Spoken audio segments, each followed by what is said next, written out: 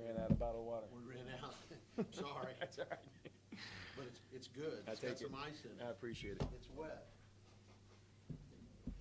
Well, Coach, congratulations. Would you please start us off with an opening comment? Yeah, just say I thought it was a fun college basketball game, both ways, an exciting game. And they got some dynamic scores on offense.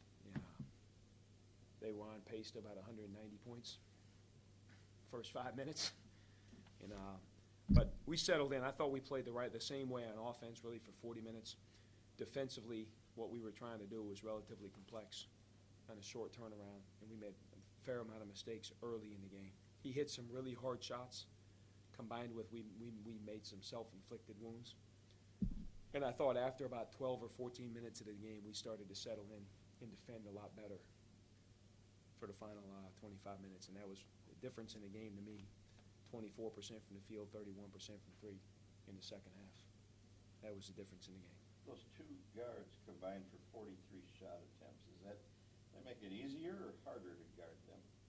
It's hard because the guys around them are such good shooters, is what makes it hard.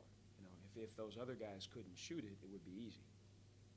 But the fact that, they put around them guys that are elite three-point shooters, it's hard because of that. Because even if those other guys are only shooting, like David DeLeo, he only shot 7 shots. But he scored 14 points on 7 shots. Every time we made a mistake on him, we paid a severe price. Kaczynski only shot 5. He was 1 for 4 from 3, and if you know his game, he's just as likely to be 3 for 4 from 3 in that. So that's what makes it hard, is at the end of the day, you can't just say we're going to stop those guys because those other guys are such specialists in there. How much of that silence was from the crowd? It was great. It was a fun game. Fans were into it. I love our students. It's great to see. I think I think Sean Sullivan deserves a lot of credit for what he's done in reaching out, but it's great to see to me. You feel a real energy, I do, from the students. And they're into the game, they're loud, they're active, and they're excited to be here. And it's fun. It's great to have them. I think it creates the right environment for us here, and they're having fun, which is what college is all about. Coach, I know we talked after the last game about Trey still impacting the game with only 4 points.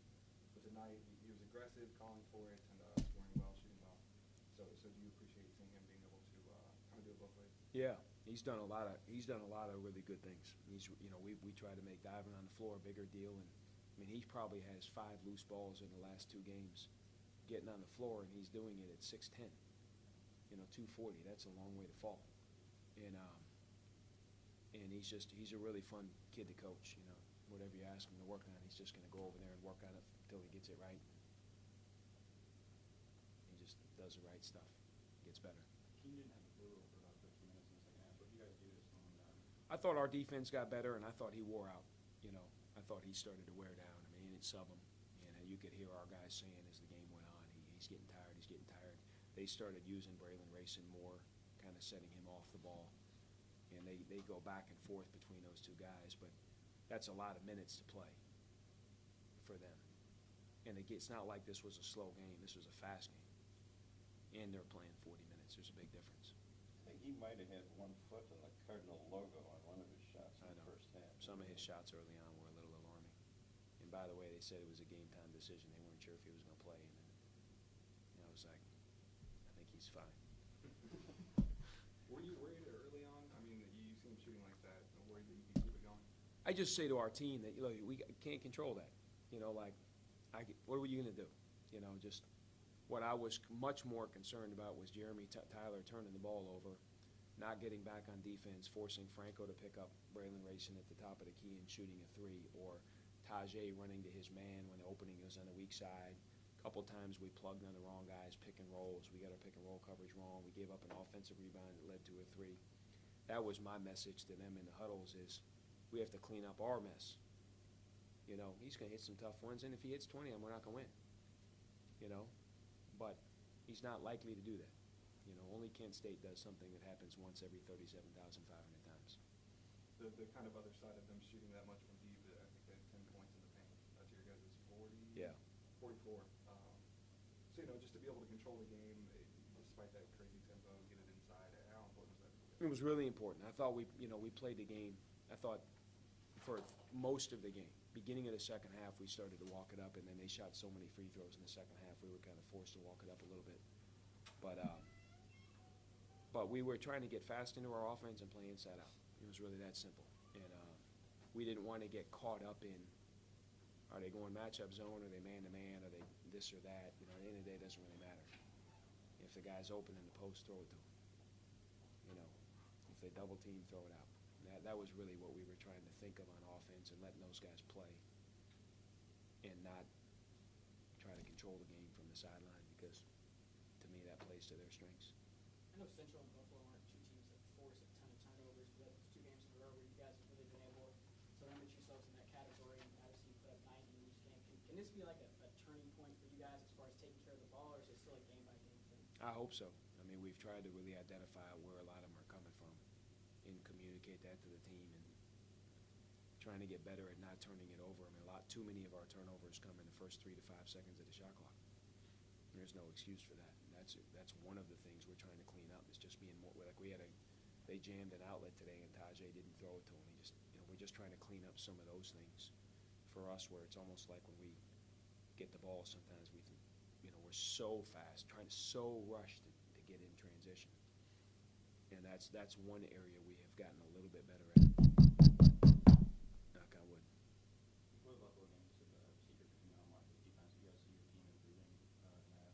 Yeah, I do see us improving on defense. It'll be interesting to see, but we're certainly getting better on defense, and yet we're not where we need to be.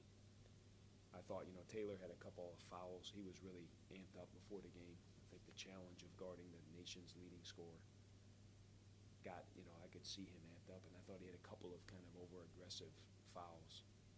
And but outside of those, I thought he did a really good job defensively.